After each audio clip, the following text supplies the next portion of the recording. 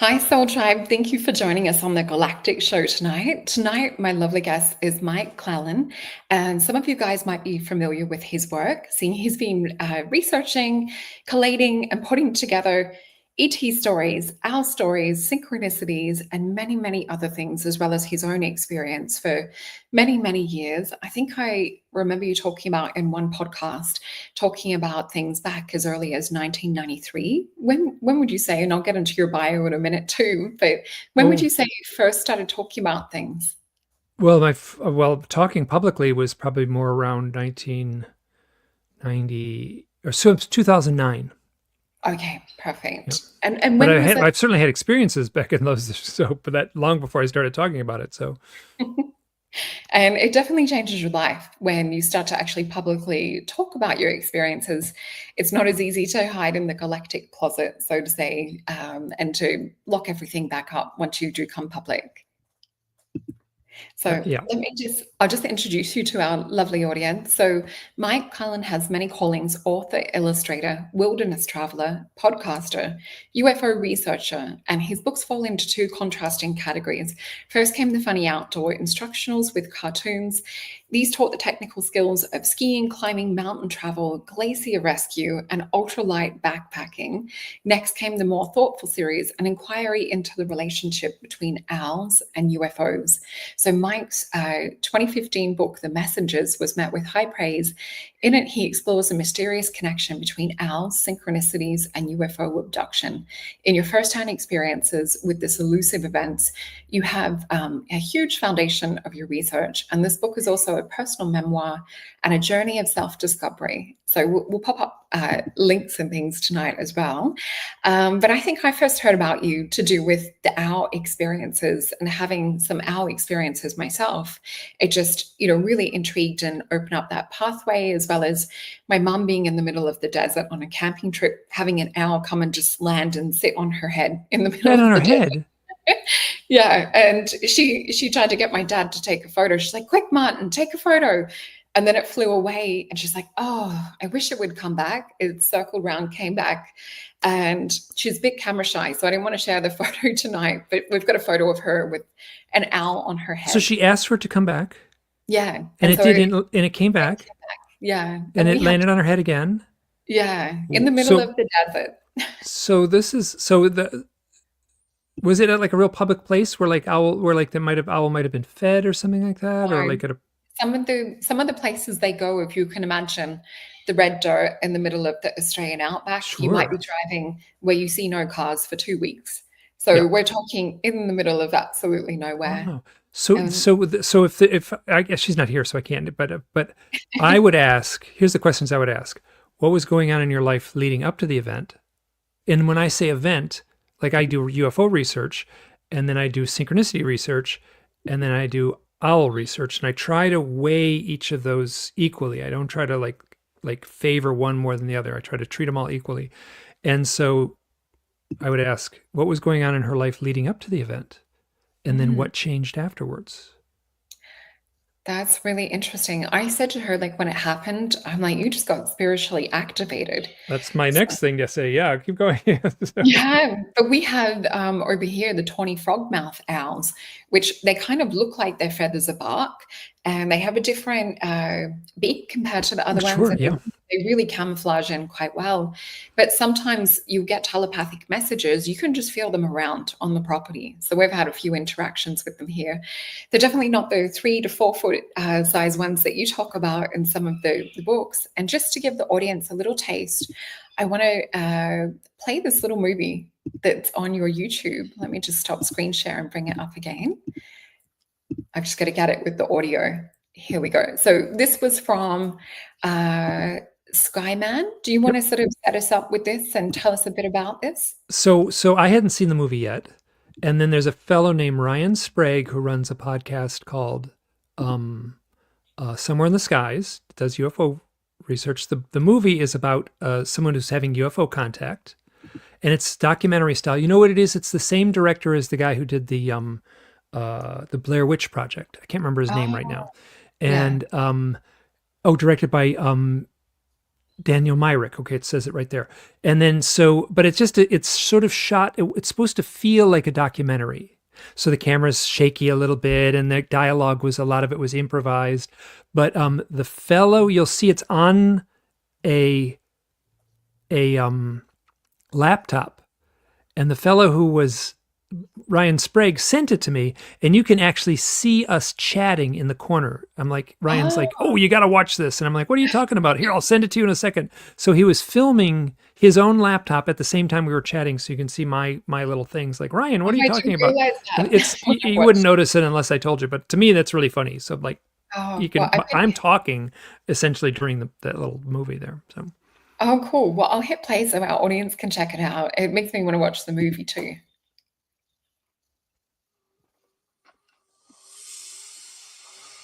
It's a goddamn owl. Jesus. There's another one. There's two of them. Oh. Will you look at that? Well, ain't that something? These are messengers, Marcus. What does that mean? Owls are known to show up at UFO events. Mike Clelland wrote a whole book about it. There's supposed to be some kind of interdimensional scouts. Marcia said she saw an owl. But the cops said it was just coincidence. This is no coincidence. It's synchronicity. They're here for a reason. I love that. That's so cool. You know what I did? I told my brother and sister. They don't know what's going on, and like, Mike, they just think I've lost my mind, basically. And I'm like, well, like I made Hollywood, so it's kind of a lower tier. That it's not like an A+ Hollywood picture. So, but it's a great kind of low budget, personal film, and the character is great. That one character who is that is speaking there is like the lead character in the film. So he's kind of wrestling with, is this really happening to me? And this documentary film crew is following me around. So, and then I had a chance, I just got the email address of did I talk to him on the phone? Oh, we just exchanged emails of the director. And I was like, hey, come on, you got to, like, what's going on? What happened with that thing? And he said, oh, we had your book on the set, and we were using your book, The Messengers, just to sort of like inspire some of the dialogue and inspire some of the mystery of the thing there. And he said it was actually kind of rough because it was really windy that night, and they had people to handle the owls. They had like owl wranglers that were on the set there with those real owls. And but yeah, that still makes me, like, I'm still astonished that, like, I'm like, who would know my name? But I guess there's my name right in that thing there. So yeah, and it's, having followed your work for years too, it's really exciting to see, that connection with the owls, or like little tidbits, whether it's, in documentaries or movies, where they start to actually put some truth into some of it. It's just a really exciting thing. And I know you and I were talking backstage about, telepathy tapes, and we were talking about other things that are starting to come in, where they're talking about, ET contact and UFOs being interdimensional, multidimensional, which is things that us experience have known forever. And I was listening to you on another podcast too, and it's interesting how a lot of people, when they first start to talk about things publicly, or they try and sort of keep to more the science side of things, so they're not perceived as, unbalanced or crazy. But I think when you're really talking about the truth of these experiences, it's so hard to pin down into one 3D box. There really is a multitude of layers and spiritual awakenings and experiences. And for a lot of people, they just can't stay that same version of self. Have you seen your life shift and morph and change over the course of time? Oh my God, my life totally flipped over. Like, so I had a set of events in 2006. And then for the next few years, like, my old life just crumbled. Like, the job I had fell apart. The work I was doing fell apart. I ended up moving. Like, my old friends kind of broke away, and I gained a whole crew of new friends. And yeah. Oh, so just, I was doing illustration work. I did illustration work all my life. And then that just nothing. And there was a bunch of other factors, just the advent of, this was before AI, but like, just magazine work changed. The magazine ended around 2009. And so anyway, every part of my life changed in those years. And this is something I should also say too, which I have no problem saying this, but between 2006 and around 2013, that's about 7 years, it felt like I spent 95% of my waking hours wondering if I had gone insane. And it was because of the synchronistic events that were unrelenting in my life. And people around me were seeing it too. People would just, stuff would happen and they would just turn to me. I'd be with people and then just some weird thing would happen. Or like, I have a funny owl story where they just look at me like, are you doing this? I'm like, I don't know. So, but it has since calmed down, and I'm much more at peace with it now. So I'm getting the same number of synchronicities, I feel, but they're of a much calmer, gentle nature, where when I was all frazzled and sort of immersed in the chaos, I was getting frazzling synchronicities and chaotic synchronicities. So it felt like the universe was reflecting back my own chaotic energy. That makes sense when you look at it from a quantum point of view, with quantum physics, like what you put out, you receive. But also, I guess, there tends to be soul missions that are really linked for us ET experiences, or a feeling of being on a mission, or a feeling of needing to get information collated to find all the synchronicities and links. And it can feel a bit like a mad scientist at times, trying to like put all the papers together and to reference everything and find all the connections. So it makes sense that things started to calm down for you once you started to get your books out and started to get some of the information. And I think I was hearing you say it started with synchronicities, then it went to owls, and then UFOs. I think I heard you say in another podcast too. It was like all of them kind of collided together at the same point. It was like a giant triple car wreck, so it was all three of them at the same time. Yeah. Oh. And you were telling me as well that you've got 5 subcategories to the owls now. Do you want to maybe touch on a little bit of that?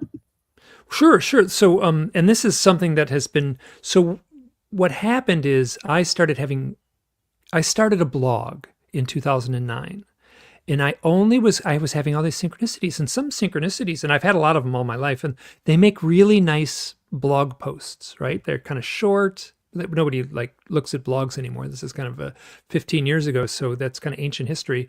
And then, but the blogs, it's a short little essay, and it's great to tell a little synchronistic story.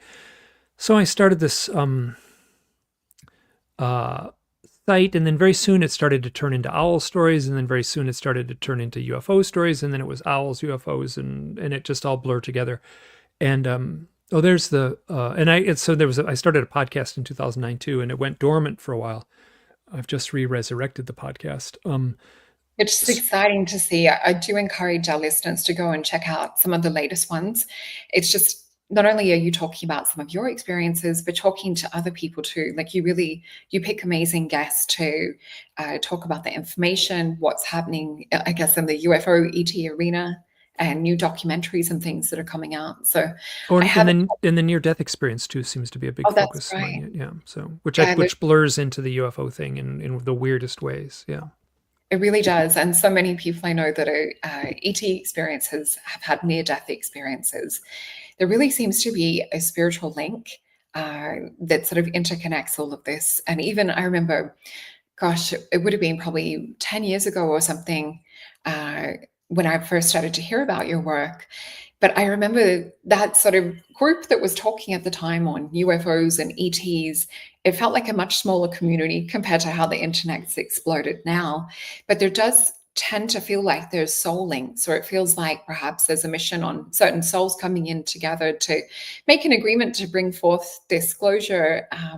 Have you had where you've met people that are also, I guess, connected in the field, that there's a feeling of kind of knowing them, or a feeling of perhaps, I guess, an unseen connection? Oh gosh, yes. Oh yes. Lots of orchestrated relationships show up in this field, where it feels like people are put together through cosmic means. I've got a lot of stories like that. And then if we want late, we can talk about this. The hypnosis session I did with Mary Rodwell in That's 2017. that's But one of my questions I have for you yeah, as so well. that I'll get up. It'll all come back to that. Yeah, when we get to that, because I could like to. It would sound if I just blurt it out like it feels like and that sense of mission. You know, what people will say is, it feels like I was put here on Earth to perform to do it exactly what I'm doing now. Whether that's writing a UFO book or working as a psychic or working as a medium or doing Reiki work or doing and then and somehow this all seems to trace back, not with everyone obviously, but a certain subsection it traces back to UFO contact. And then it's like not so easy, right? Then there's like this kind of blurry kind of where people will tell their experiences and they'll say everything except the UFO part. And I'm like, you sound like every person I know who's had UFO contact. And they don't quite have that, but they have all the other telltale signs. And those telltale signs would be psychic abilities, healing abilities, a sense of mission, the urge to write a book, the urge to start a podcast. So those are just remarkably consistent. And I feel like Yeah. I don't have any healing abilities. The psychic abilities I have are so fleeting, but wow, do I know when they happen. Like I can't turn it on and off at will, but I certainly, when I get hit with a psychic sense of psychic knowing, I trust it.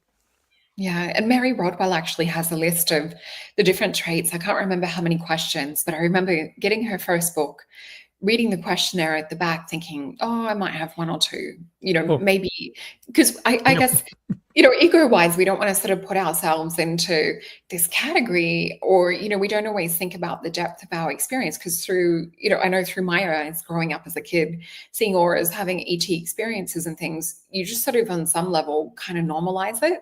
And I remember reading the questionnaire and ticking like nearly every single question. I'm like, oh, it's almost sometimes it's from an outward perspective or someone telling you that you sort of go, oh, okay, well, that makes sense.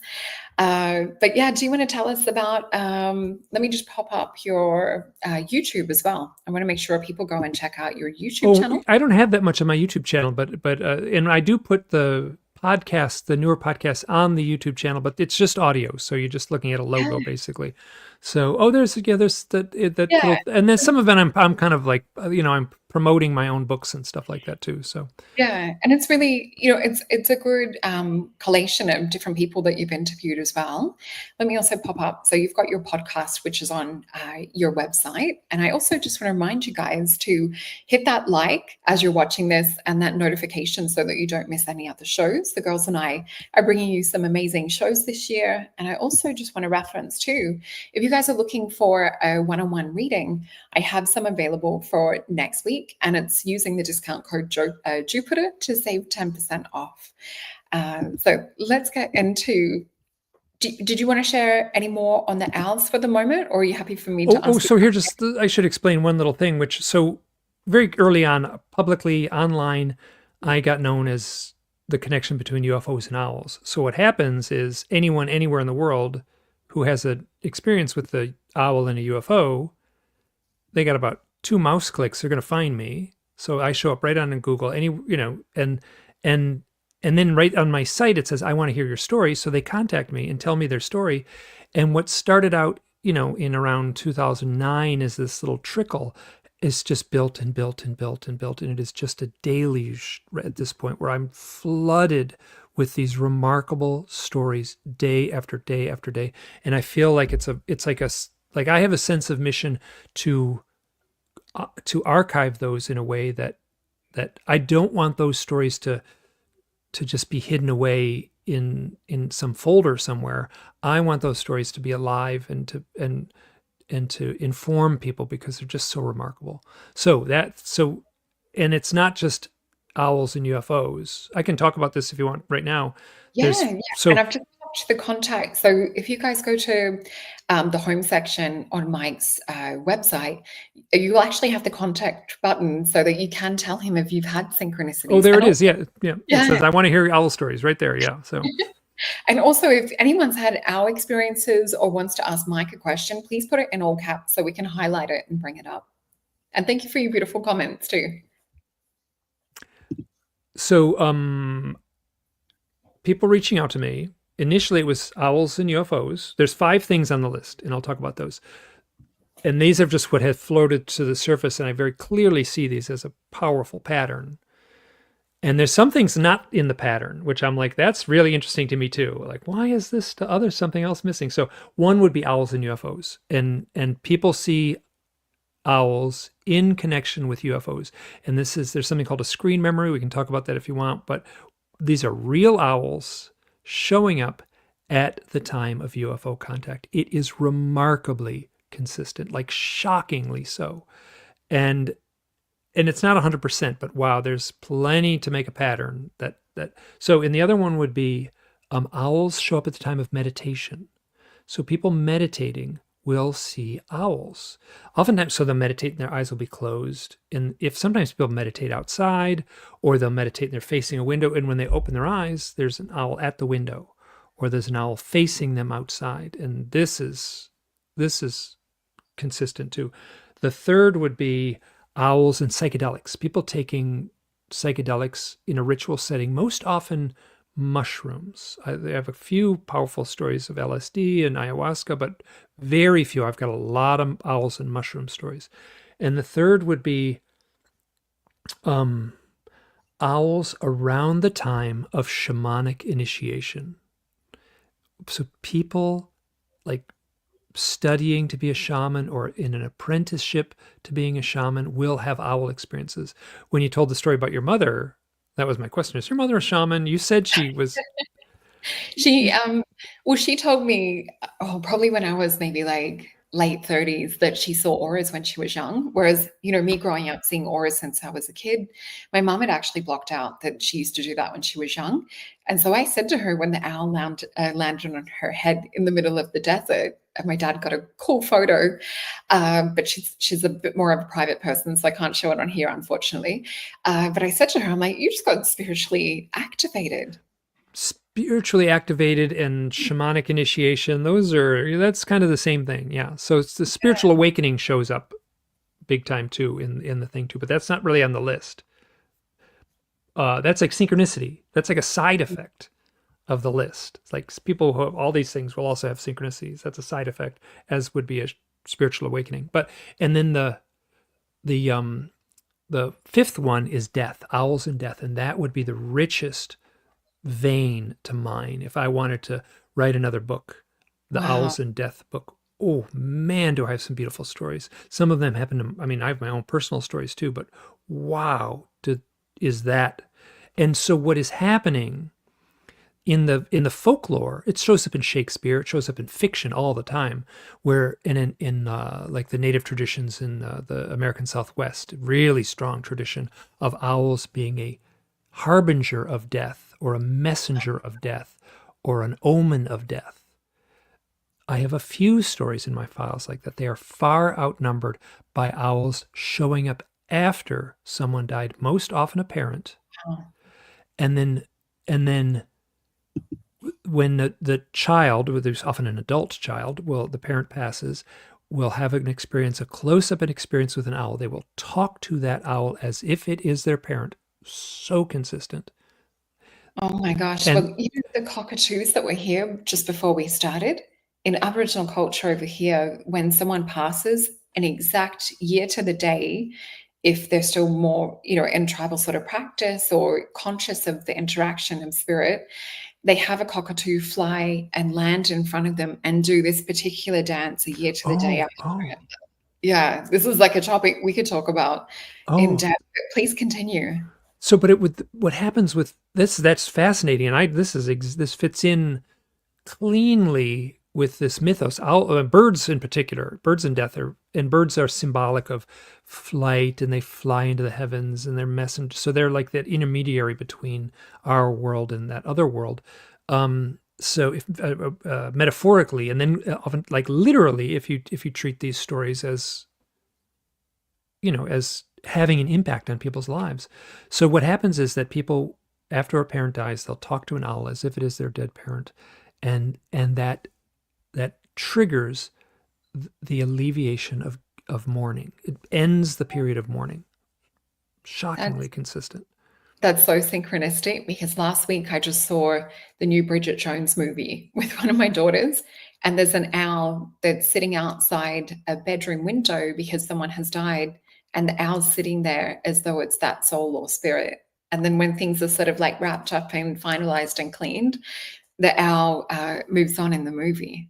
But it's exactly the theme you're talking about. And I didn't invent this. I didn't discover this necessarily, but I'm at the receiving end of all these stories. There's a English brain surgeon. He just died, and his name is Peter Fenwick, and he wrote extensively. He wrote about the near-death experience from the point of view of a brain surgeon, a neurologist, and then he just talked all about the stories we understand about the near-death experience.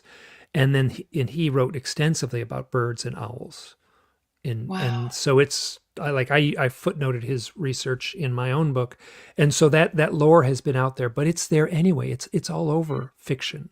So the poet, the artist, has permission to use these mythological creatures in their creative process, in their storytelling.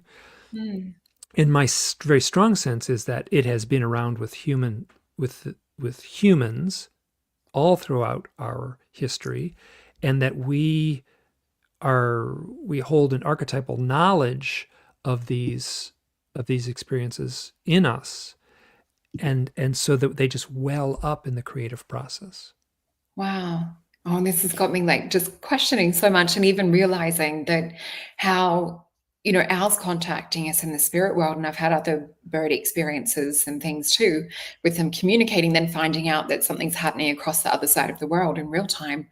By coming back from the States, I came back November last year, and my grandfather is part Navajo. So I went over to Monument Valley and, did some exploring around there, went to Mexico and a few other places. But on my plane trip on the way home, just sort of sitting at the airport before boarding the plane, I kept getting this like real telepathic connection to an owl. And I kept getting this message, you're going to see an owl when you get home. There's going to be a messenger here. So just outside this window, in the middle of day, I felt something telepathically tapping me on the shoulder. And I looked around to see one of our tawny frogmouth owls that we have over here, just sitting in the tree in broad daylight, awake. And then it was probably for the next 2 weeks, we were having little owl visitors show up in the backyard. And my partner and I were outside getting the chickens to bed, and we saw 2 of them feeding each other a worm in the tree in the backyard. But it was interesting because it was telepathic contact before the physical one showed up. It was out of an ordinary pattern. They're usually nocturnal. So yeah, have you heard of that too, where someone will have, I guess, whether it's a telepathic or a spiritual encounter with them, and then they show up in the physical? That's the core of my work. Yeah, that's like I get 3 stories like that a day, and I have for the last 15 years. So that's incredible. Yeah. So you're not alone, basically. So in my strong sense is that this has been happening all throughout human history. This is the source of our owl mythology. Presently, like if we turn the clock back, if you lived in I don't want to use the word primitive, but if you lived in a teepee in South Dakota 500 years ago, before the first white man rode his horse into your village, this would have been, everyone in the village would have understood this. Exactly. We're so far back to catch up on the, the true history of everything happening. And I can see Jake saying, Maison Jupiter, I see community telepathy or telepathy. So we do have a couple of questions. Laurie's asking, does the type of owl add to the distinction? And I'm not sure if you want to also talk about the 3 to 4 tall owls that are also seen with ET contact and UFOs.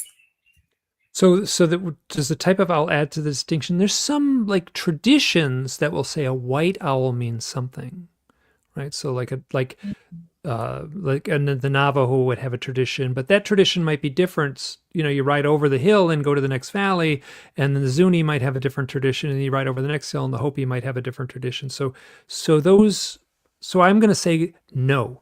The type of owl does not. And then I'm at the point now where it's owl T-shirts, it's owl lunch boxes. If you like have a like an owl experience with a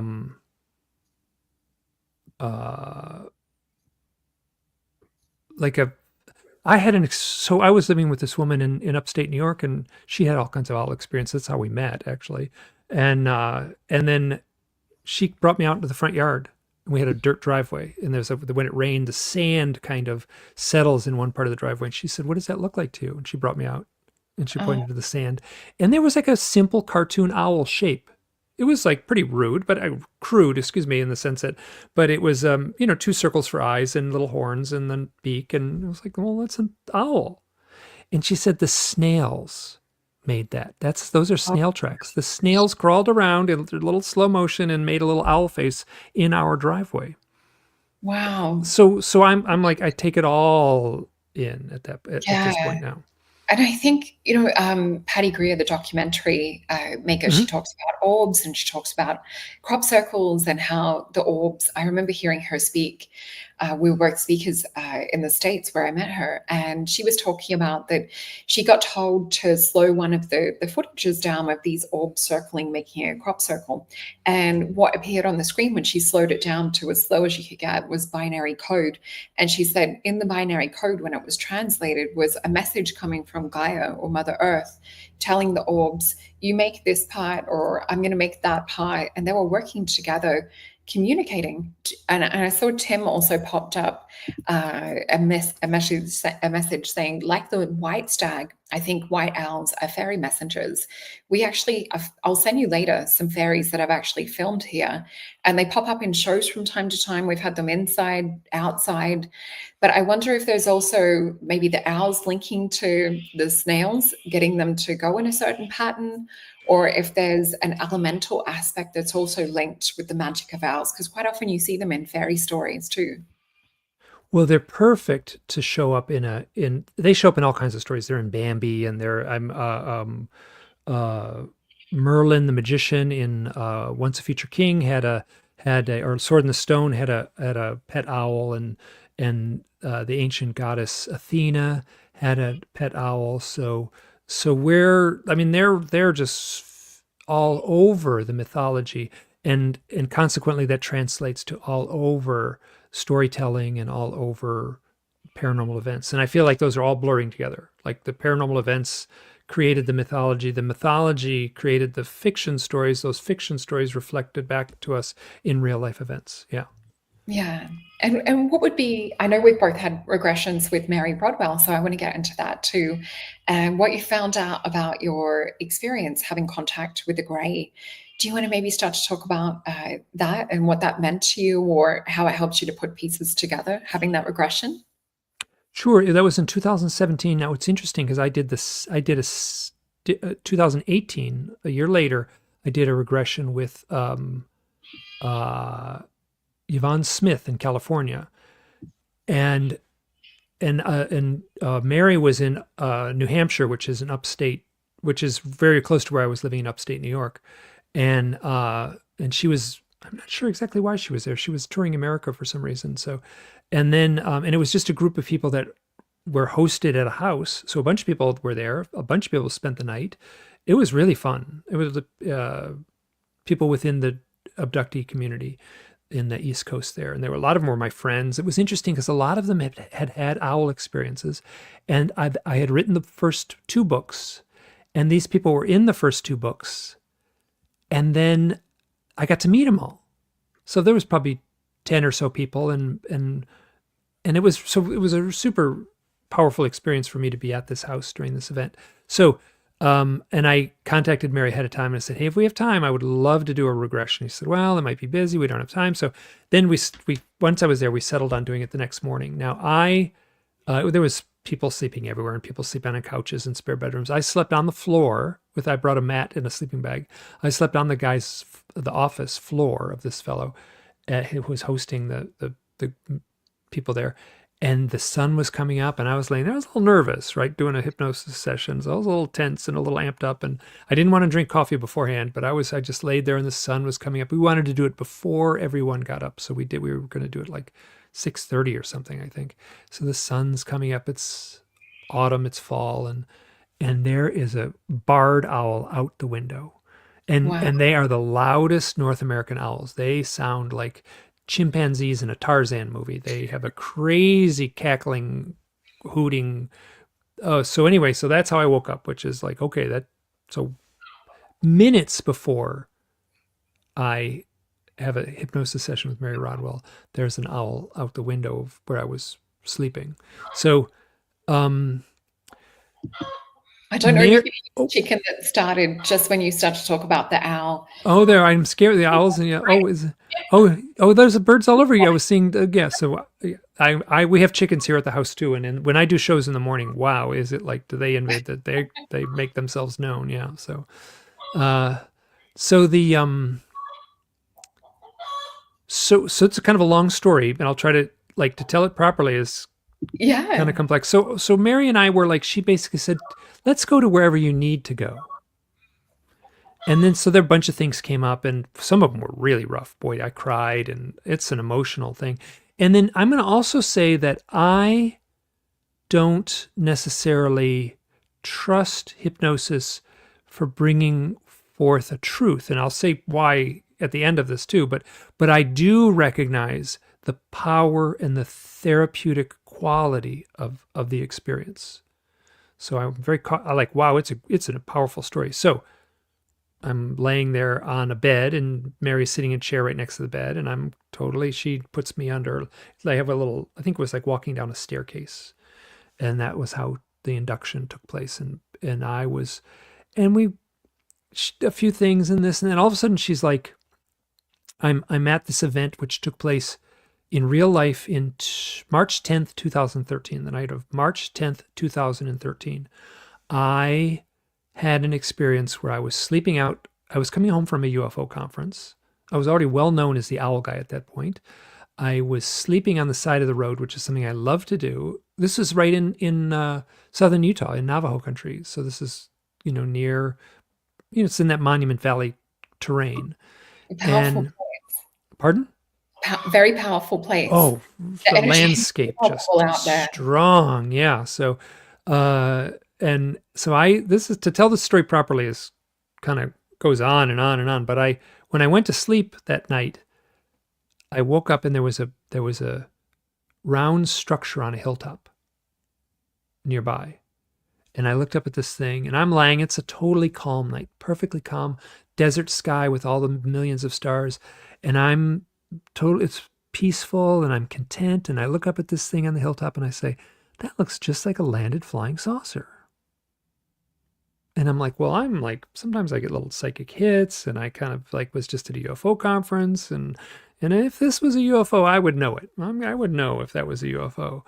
And I kind of tried to tap into it. I felt nothing. And then I kind of rolled over and went to sleep, and I woke up again, and there was a coyote right near my head.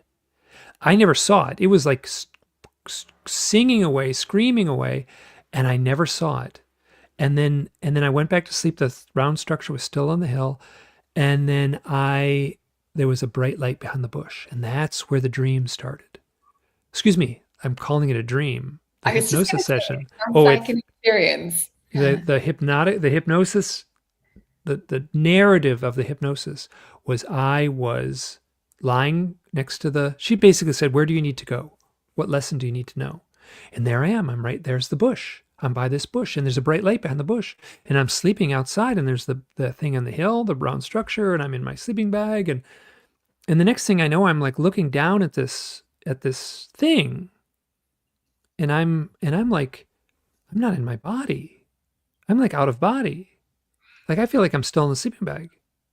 And then there's this, and I get the strong, and then all of a sudden I'm walking in a hallway, and right away, I know that I am not tall. I'm 6 foot tall.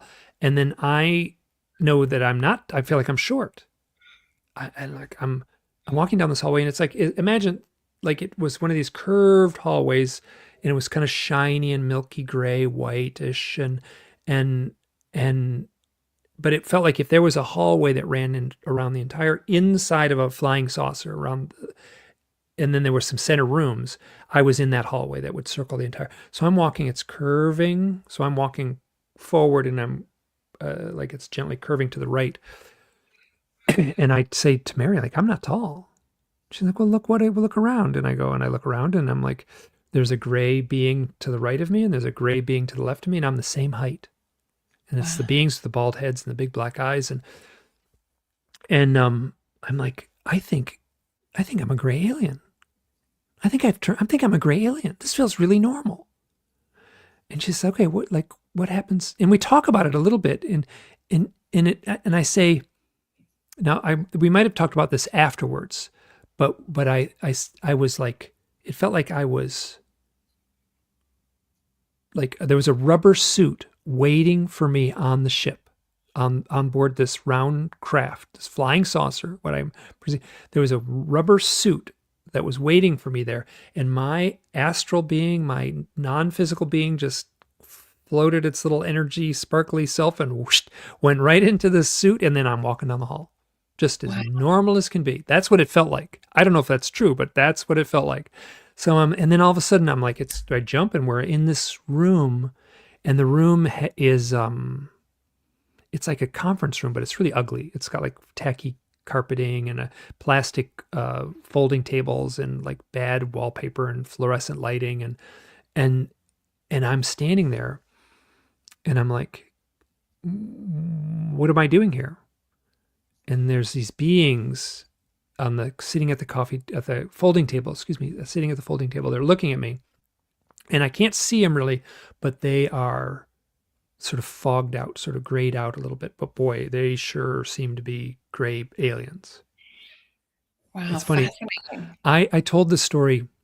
So I'm going to do a little aside here. I told this story to a shaman one time, and he's like, "Hey, Mike, you lost me. You lost me with the gray beings behind the table, with the big black eyes and the bald heads, the gray aliens." And I'm like, well, what would work for you? And he said, well, if you had said there were 5 crows on the other side of the table, I'd be right there with you. I'm like, okay. I mean, fair enough. And then I had to ask him, so what would those crows represent? And he'd say, oh, those would be your spirit guides. And given that model, right? So I was like, I'm right there with this guy. Like, okay, I follow that. I feel the logic of that, so, okay. So I'm standing in front of these beings, and I go, why am I here? And they go, you volunteered for this.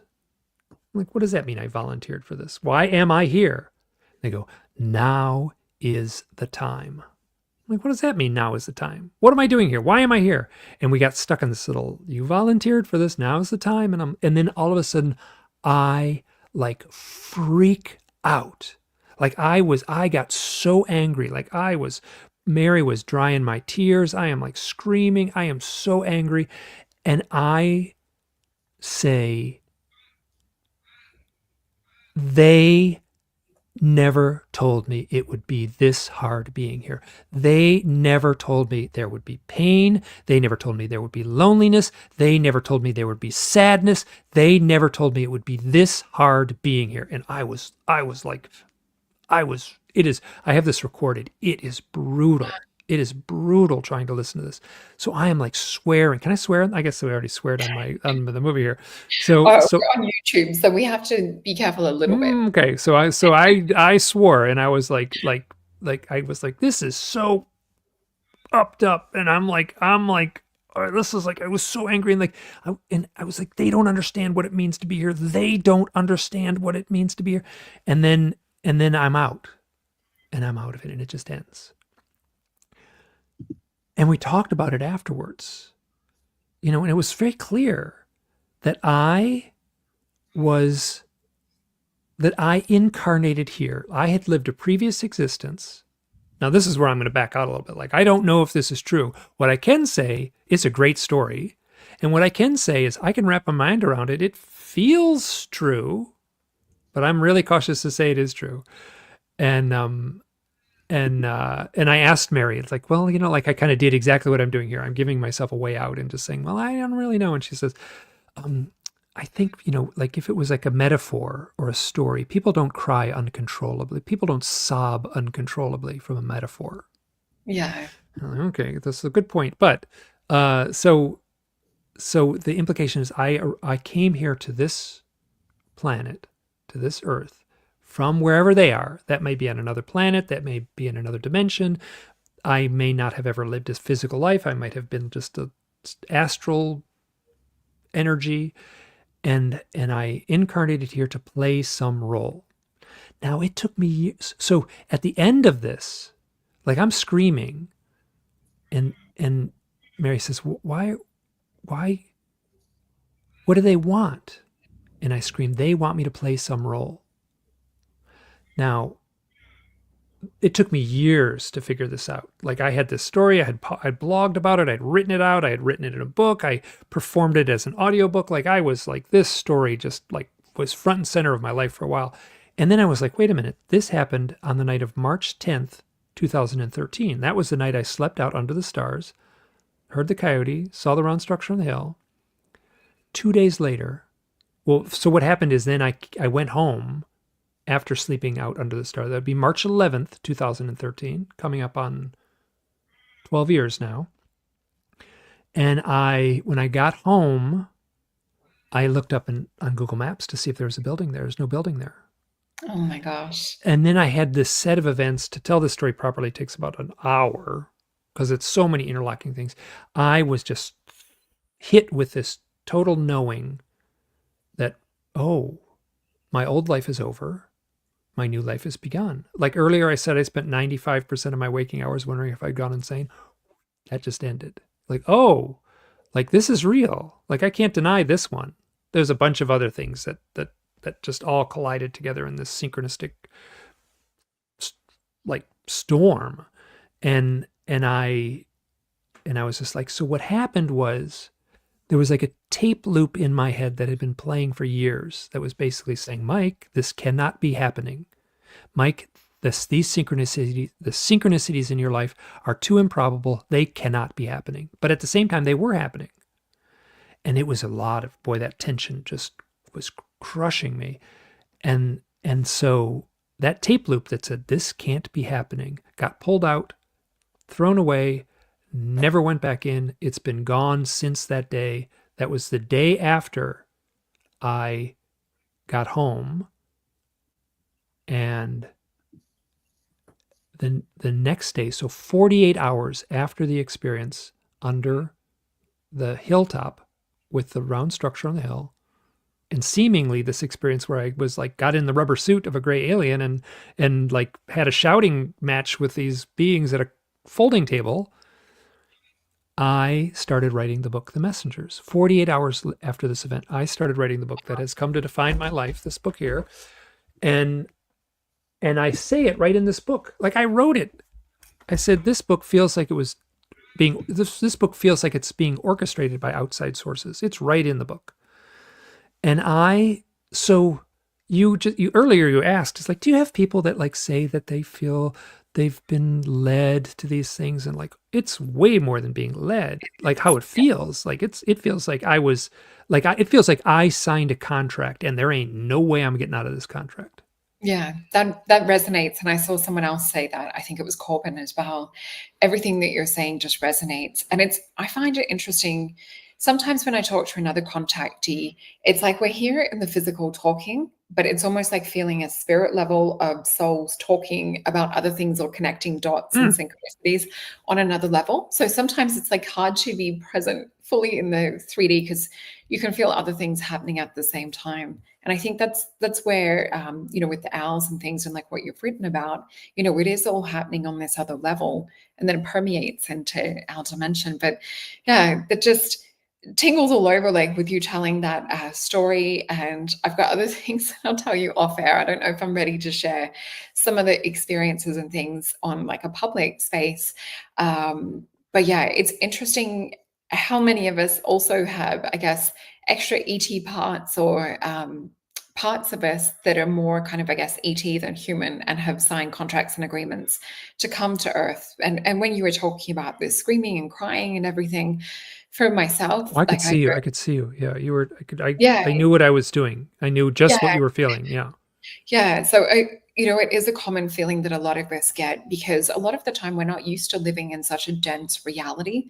And that's what I see with some of the kids that, like, they talk about on the telepathy tapes. It's like you're trying to jam this high soul energy frequency into this container in the 3D. And, a lot of us, I guess, are living outside the body. But yeah, you had me on the edge of my seat telling that story. It just, so much of it resonates. And I think that's the thing with Mary. She really, what we see and what we experience, and she takes us to the depths. I know when I had my regression with her, I had friends listening too. And I remember at the end of it coming out, because it takes you a bit to get your grounding and find reality after that experience. And they're like, with what she said, it was like listening to a movie, like just the nonstop flow of everything and painting the picture of like what I was seeing off world and, other lifetimes and the connection coming down what I'm supposed to be doing here. And she said, that's the thing. She's like, if she was to logically try and think about it or make up this thing, you couldn't do it in such a succinct way where it just flows almost like, recounting a movie. And that's it's nice to have those confirmations as an experiencer, or to link up with other people that have had these experiences to know that, we're not alone. Because I think a lot of us have either grown up feeling very awkward or different or alone in this, and wondering when the rest of the party's going to show up. So I'm so grateful to be able to talk to people like yourself that have experiences. And not only that, you're such a connector with pulling this research and information together and really bringing a body of work that other people can, I guess, get a sense of calm, or a sense of, they're not going crazy. Other people have these experiences. So I just want to thank you from an experiencer point of view for all of your work that you do, Mike. Well, I feel like that's 95% of what I offer, is that people contact me, reach out to me, and they say, here's my story. They tell me their story, and I'm like, oh, I never heard that one. Like you told, like, boy, does that sound familiar. Like the experience you had with the owl, like landing on your branch outside your window. Like, and what I can, so people say, is this, like, have you ever heard this before? And I'm like, all the time. This is so normal. And so what I'm trying to do is normalize the mystery of it, right? So in essence, what I'm trying to do is normalize the myth. I'm saying that this experience has been happening all throughout human history. We, as humans, the myth welled up. The myth might be different in Asia, and it might be different in Africa, and it might be different in Canada, but the core is all there. And the myth would be that owls are the messenger from that other dimension, the land of the dead, the land of the gods, that other place, the land of our ancestors, and that the owl symbolically flies in darkness, in the forest, in perfect darkness. And that would have been magic to ancient man. And then the owl returns with a message. And that is what people are experiencing present day in real life. And they don't have an outlet for it. So they Google UFOs, owls, or death and owls, or mushrooms and owls. They find me, and I basically, what I can offer them is to say, you are not alone in this. This is part of human history. This is part of what it means to be human.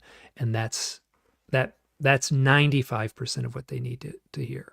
Yeah, that's the thing, because I know certain people, one of my friends had a physical grey show up on his job site many years ago, had never even thought about it before that happened. And for him, living in a country town, to go and tell his wife and his kids, they all thought he was just raving mad. So I think to meet other people, and I think we're in a different world now, whereas that experience for him, I think, might have been like 15, 20 years ago. I think we're so lucky now that we can talk to people without it being, assumed just to be crazy. And I saw Lorianne, she put up a comment. So I'll tell him about the many orbs on your shows. I get orbs and things flying around all the time. And there's definitely a link with orbs and ET experiences, UFOs. Has there been an orb owl link as well? Or what's your experience? Oh, God. I have a guy, this is a guy in Australia. His name is, I think his name is Jack or Jake. he's in the first book, and he contacted me and he said, I've been seeing these orbs. And he sent me, he was like a teenager. He's like 19. He sent me just page after page and page. He was like documenting all these things like a young guy. He had the time stamp, he had the date, he had the video count on his videos. He showed me some of the videos. Honestly, like a video of an orb at night isn't that interesting. It's a little dot moving through, but so he said he had an experience. This is what I asked you before, like what was happening leading up to the event? What changed in your life afterwards? He was outside videotaping these orbs and stuff like that, and then they disappeared, and he went inside and documented it. But before so while he's documenting, he's like, I've got all this documentation. Why me? What does this mean? Why am I getting all these orbs? Why am I like so obsessed doing this documentation? There's got to be a bigger reason for this. And he goes back outside, and there's an owl on the telephone line, and there's an orb floating in front of the owl. And so the owl's looking at the orb. And so he goes outside, he's looking at the orb, he's looking at the owl looks down at him and then looks at the orb. And so they're all looking back and forth, it's like this little three-pointed triangle of magical experiences. Wow. Oh, that's so incredible. And it's nice to hear a younger generation documenting and, taking note of it too. I'm just going to check we've only got a little bit of time left, and I'm aware, like, you've got to lock up your chickens, get your babies. Oh, no, they're all good. The neighbors are home. I just heard them come in. Okay. They'll put them away. I knew I could tell they just drove up, so we're all set. Oh, cool. Well, I would love to have you back for a part 2 if you would love to come back. Anytime. Thank you, Mike. And I know that people have just loved having you on today. It's just, we can't get enough of these kind of topics, and someone especially who connects the dots. Was there anything else that you wanted to talk about, or any kind of like epiphany or things breakthrough wise that you've had lately around being an experiencer, or around kind of where this is heading? Well, let me add one more thing. So I did another hypnosis session with Yvonne Smith a year after the session I did with Mary, and it was like watching a rerun. And I wanted to, because when I did the talk with Mary, we covered a whole bunch of different things, like stuff when I was little, and it was a busy session, and so when I did the session with Yvonne beforehand, I said, when this is like, ask me about the owls. When I'm under hypnosis, please ask me about the owls. And she said, of course. So with the same exact thing, like word for word, just rolled out of me that I just told. And then at the end, she said, Mike, what's your connection to owls? And I spoke these little, like I'm just going to this rolls right off my tongue. It's like seared into my mind. And it did not sound like the hypnosis session, but I said, the owls aren't important. The owl is a symbol on a door. The owl is not important, but it is the correct symbol for the door. It is the door that is important. We are on this side of the door in this tight, claustrophobic little hallway. And on the other side of the door is an infinite vastness. And that came out of, I don't know where that came from. It felt like I was channeling. Yeah, it sounds like it. Even just the feel and the energy as you're saying those words. And I know people have loved having you on tonight. Rainbow Sun said, love listening to Mike's stories. Please do come back again. And there was other people saying part 2. So people have loved hearing about Anytime. it. Yeah, have me back. This is I love talking about this stuff. And it's, and I feel like it's, as I said, like it feels like I'm playing a role in sharing these beautiful stories, these powerful stories, these mythic stories. Is, the modern UFO accounts are mirroring an ancient mythology of the owl. The modern UFO story mirrors the ancient owl mythology. I love that quote that you had in your second regression. It's definitely something to ponder on. And I saw someone else say, it was Rainbow Sun actually, she said portals. And A door, sure, yeah. Yeah, it sounds like that. And I guess, it's that veil between our physical 3D world and potentially out into the interdimensional or intergalactic, multidimensional, multi-universal, whatever you want to call it. The forest at night, yeah. Yeah, that's amazing. And is there anything you want to mention? Books and things coming Oh, up here, that you're... I about a year ago, a little over a year ago now, I put out a fiction book, I forgive me. I just want to say, so this book, The Unseen. Oh, there it is. Yeah, great. So you know what I did is I republished it or I put a different. I put lettering on it I wanted it to be more fun actually. So but it's a fiction story, and what I did is I worked really hard to imbue the story with the owl stories that I have collected. I had to be really careful. There's some owl stories in there. I had to be careful not to overdo it in the novel, um, but people tell these. You must know what I'm talking about. Like you talk to someone, they tell you a story, and you might not have heard that exact same story, but wow, you can just feel what I say is the flavor and the mood, Oh, yeah. and you just know. You just Yeah. know that this is all connected, and so that this is the fiction book is kind of that a web of that mood of knowing. Oh, awesome. Well, I just saw Laurie is saying, "Oh, I'm going to get that book."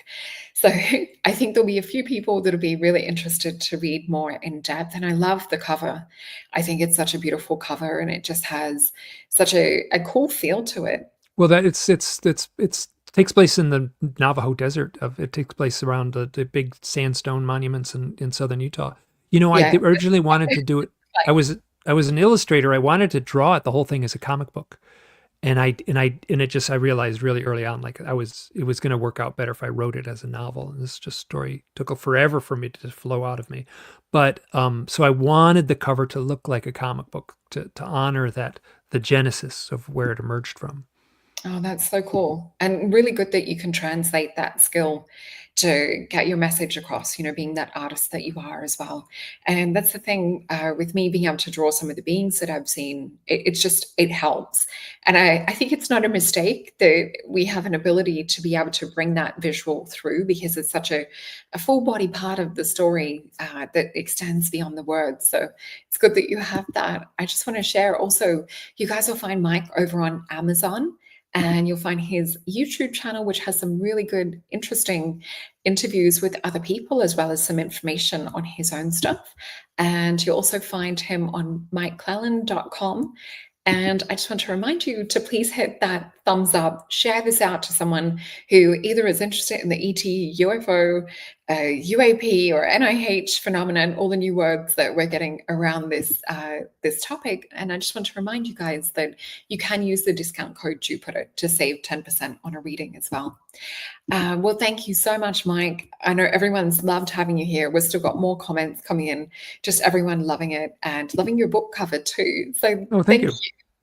Well, you have a wonderful night. And thank you, Soul Tribe, for adding your beautiful comments and all the love that you guys showed us tonight. I look forward to chatting to Mike for part 2. Thanks so much. All right. Bye.